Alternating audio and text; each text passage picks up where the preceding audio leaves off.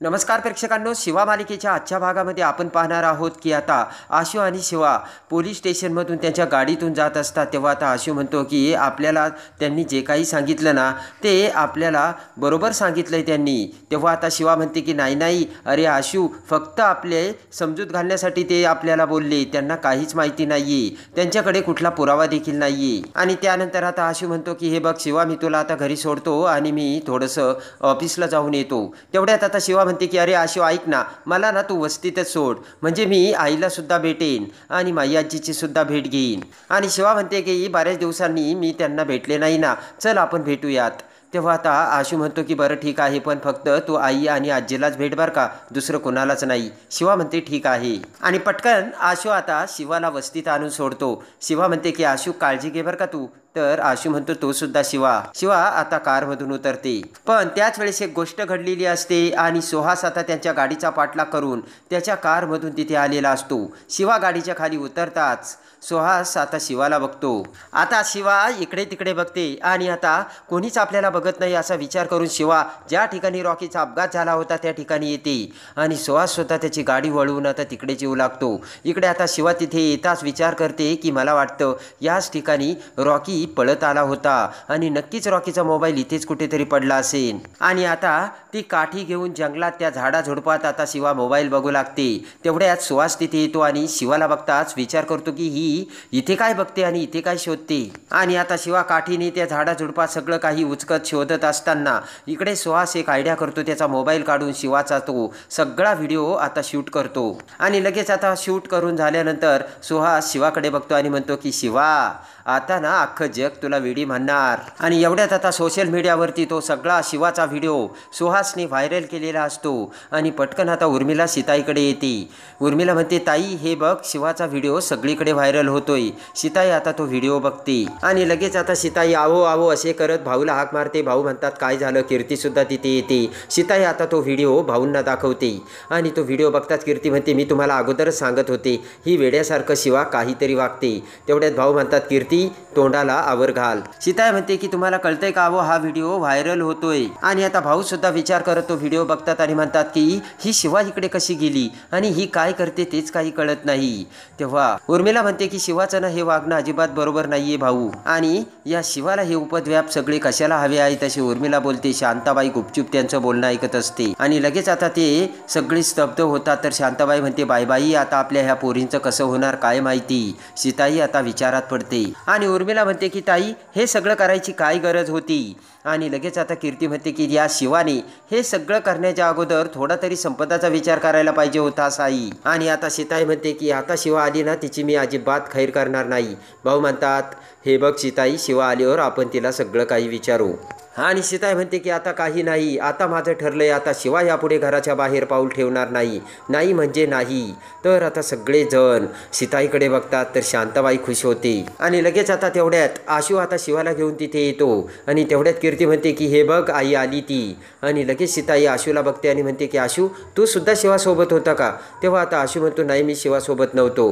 तर आता बोट करत सीताई म्हणते हे बघ आशू, आता तू एक शब्द देखील बोलणार नाहीस. आणि लगेच आता सीताई म्हणते की शिवा हे तुझं काय चाललंय, अगं तू वेडी झाली आहेस का, अख्खं जग तुला बघतंय. आणि आता शिवा म्हणते की रॉकीचा फोन सापडवण्यासाठी मी तिकडे गेले होते. आशू म्हणतो बरोबर आहे, रॉकीचा फोन सापडत नाही. आणि आशू म्हणतो की तिथे काहीतरी पुरावा असू शकतो म्हणून शिवा तिथे गेली होती. आणि लगेच आता भाऊ म्हणतात की पण मग तुम्ही पोलीस स्टेशनला का नाही गेलात. आता शिवा म्हणते भाऊ गेलो होतो आम्ही पोलीस स्टेशनला. आशू म्हणतो की पोलीस सरासर तोंडावर नाही म्हणतात. आणि लगेच आता उर्मिला म्हणते की इथे घरामध्ये काय चाललंय, संपदाची परिस्थिती काय आहे आणि तुम्ही लोक काय करतायत, तुम्हाला ना वेळ लागलंय. आता सीताई म्हणते हे बघ शिवा, तुझ्या जीवाला धोका आहे हे तुला माहीत असून सुद्धा तिथे जायची काही गरज होती का. आणि आता सीताई म्हणते शिवा तुला कळत नाहीये का, आता आमच्या सगळ्यांशी असं का वागतेस आणि आमचा का खेळ मांडलाय तू असा. आणि लगेच आता आशू म्हणतो की आई शिवाला तिची चूक कळली, आम्ही पोलीस स्टेशनमध्ये गेलो होतो, फक्त ते आम्हाला म्हणजे शिवाला हे सगळं करण्यासाठी नाही म्हटले म्हणून शिवा तिथे गेली, बाकी काहीच नाहीये. आणि लगेच आता शिवा ही आतमध्ये निघून जाते. उर्मिला सुद्धा निघून जाते. तर आशू म्हणतो की अगं आई तू काय बोलतेस शिवाला. आणि पटकन आता इकडे सगळेजण त्यांच्या रूममध्ये जाता क्षणी शांताबाईला खूप आनंद झालेला असतो आणि पटकन शांताबाई तिच्या रूममध्ये येते आणि दरवाजा बंद करते. सुहास आता तिथे सोफ्यावरती झोपलेला असतो. शांताबाई सुहासला बघते. पुढे येत आता शांताबाई म्हणते की अरे सुहास, तू इथे काय करतोयस? तुला जर कोणी इथे बघितलं तर वांदे होतील. सुहास म्हणतो शांत हो आई, शिवा आणि आशू आत्ताच आतमध्ये गेले आणि मी तिथे नसायला नको म्हणून मुद्दाम इथे टाइमपास करतोय. आणि लगेच आता सुहास उठून उभा राहतो आणि म्हणतो की आई, सुहासचा आज मोठा कावा झाला नाही का आणि सगळेजण तिला वेडे म्हणतायत ना. तेव्हा आता शांताबाई म्हणते की नाही, तिच्यावरती कुणी विश्वासच नाही ठेवला आणि ती वेड्यासारखं काहीतरी करते असेच सगळेजण बोलतायत. आणि लगेच आता सुहास म्हणतो की आपण ना याला अजून खतपाणी घालूयात. आता शांताबाई म्हणते की म्हणजे शिवा तर वेडी झालीच आहे आणि आता आणखीनच सगळ्यांच्या मनात म्हणजे हे असंच होईल की शिवाला वेड लागलंय म्हणून. सुहास म्हणतो अगदी बरोबर आई. आणि सुहास म्हणतो की आई, आता काय पुढे करायचं ना ते सांग. शांताबाई म्हणते की हे बघ, तू काही काळजी करू नको, पुढे काय करायचं ना त्यासाठी मी समर्थ आहे. इकडे आता आशू आणि शिवा बेडरूममध्ये येतात. शिवा म्हणते की सॉरी यार आशू, मला माहीत नव्हतं हे असं काही होईल म्हणून. तेव्हा आता आशू म्हणतो तरी मी तुला सांगत होतो शिवा, दुसरीकडे कुठे जाऊ नकोस म्हणून. माझं तर तू काहीच ऐकलं नाहीयेस. शिवा म्हणते आशू तुझं बरोबर आहे, पण माझा पोलिसांवरती अजिबात विश्वास नाही आहे. तेवढ्यात आता आशू म्हणतो हे बघ शिवा, तुझ्या जीवाला ना धोका आहे हे तू लक्षात घे आणि घरच्यांना किती टेन्शन आलं होतं. आणि आता लगेच आता शिवा म्हणते की हे बघ आशू, प्लीज मला तू समजून घे. मला माहिती आहे माझ्यामुळे खूप त्रास झाला आहे, पण माझं सुद्धा काही मजबुरी आहे ना. आणि आता आशू शिवाचा हात धरतो आणि म्हणतो की शिवा मला मान्य आहे, पण आपण जी शंका काढतो ना तो आपण जो मार्ग धरलाय तो मार्ग चांगला नाही. आपण दुसऱ्या मार्गाने जाऊयात आणि दुसऱ्या मार्गाचा विचार करूयात. आणि लगेच आता आशू म्हणतो की हे बघ, जर शिवा तुला काही झालं तरी माझा विचार कर ना, मी काय करू आणि मी कसा जगणार आहेस, तेव्हा तू माझा सुद्धा थोडासा विचार कर, असे आता आशू शिवाला समजावतो. आशूकडे बघत पटकन शिवा आता आशूला मिठी मारते. तर आशू म्हणतो की हे बघ शिवा, तू काही काळजी करू नको, सगळं काही व्यवस्थित होईल. आणि आता काळजी करत शिवा म्हणते हे बघ आशू, आता सीताई माझ्यासोबत बोलेल की नाही काय माहिती, मला तर काळजी वाटते. शिवाकडे बघत आता आशू म्हणतो की त्याची तू काळजी करू नकोस ग शिवा, आई नक्की बोलेल. इकडे आता सीताई ही भाजी निवडत असते आणि तेवढ्यात भाऊ सीताई शेजारी येऊन बसतात आणि म्हणतात की सीता, अगं कसला विचार करतेस एवढा? सीताई म्हणते भाऊ तुम्हाला भूक लागली असेल, चला मी तुम्हाला जेवायला वाढते. सीताई उठू लागते तर भाऊ सीताईला थांबवतात आणि म्हणतात बस थांब. आणि लगेच आता भाऊ म्हणतात हे बघ शिवा चुकली, मला मान्य आहे सीताई, आणि तू सुद्धा आता याचा त्रास करून घ्यायला लागलीस. तर सीताई म्हणते की त्रास करून नाही घेणार तर मग काय करणार? सीताई म्हणते बघितलं ना, कालपासून शिवा 3 वेळेस घराच्या बाहेर केली आणि काहीतरी करून आली आणि आता शिवा आपल्या मनाच्या पलीकडे गेली आहे, ती आपल्याला आवरतच नाही आणि ती तिच्या मनाला सुद्धा आवर घालू शकत नाही अशी सीताई भाऊंना सांगते. आणि लगेच आता सीताई म्हणते की तिला जे वाटतंय ते चुकीचं असू शकत नाही का, आणि ती जे करते ते सुद्धा चुकीचं आहे हे तिला कळत नाही आहे का?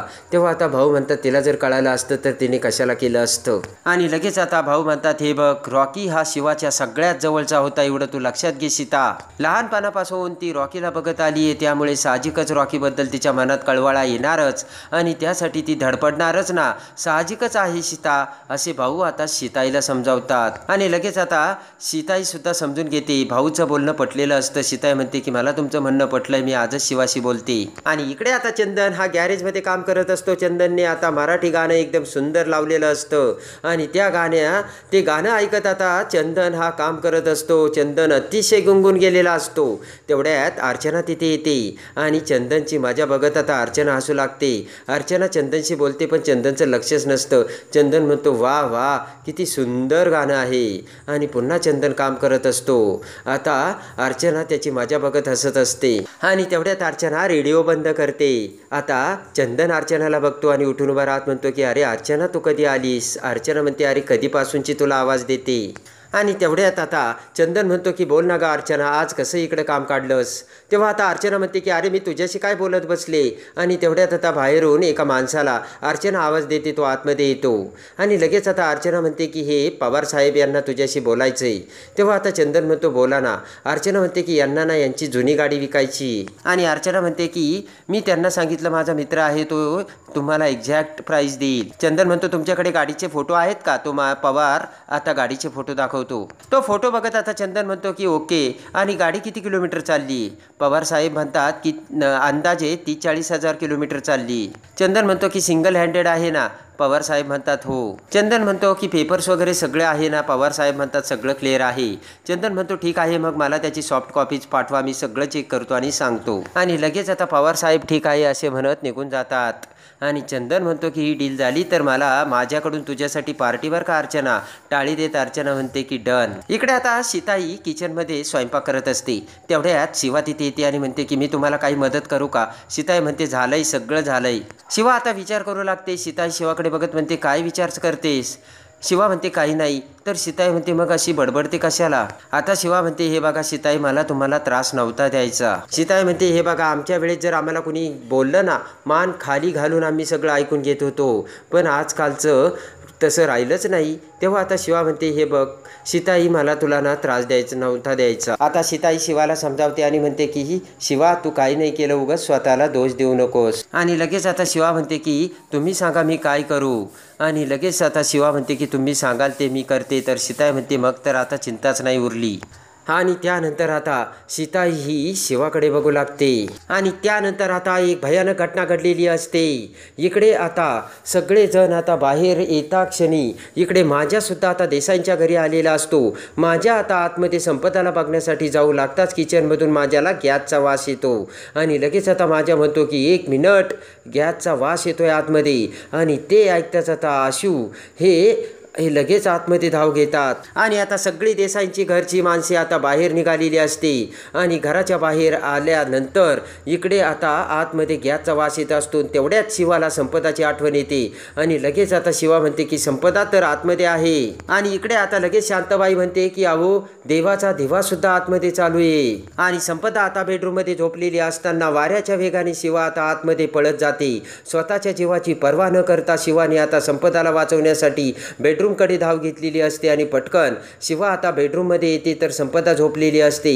शिवा आता संपदाला उठू लागते. आणि आता संपदाचा जीव शिवा कशी वाचवणार. आणि ज्या वेळेस आता शिवा संपदाचा जीव वाचवते त्याच वेळेस आता उर्मिलाचा संपदावरचा विश्वास पुन्हा तयार झालेला असतो. आणि शिवा जे काही करते ते बरोबर करते हे सत्य आता सगळ्यांच्या लक्षात आलेले असते. आणि किचनमध्ये गॅस कोणी चालू ठेवला हे सत्य आता शिवा कशी समोर आणणार. आणि शांताबाईच्या झिंजा धरून आता सगळे सत्य समोर आणून शिवा आता शांताबाई आणि सुहासला कोणती शिक्षा करणार हे बघण्यासाठी आणि शिवा मालिकेच्या डेली अपडेटसाठी आपल्या चॅनलला लाईक करा, सबस्क्राईब करा.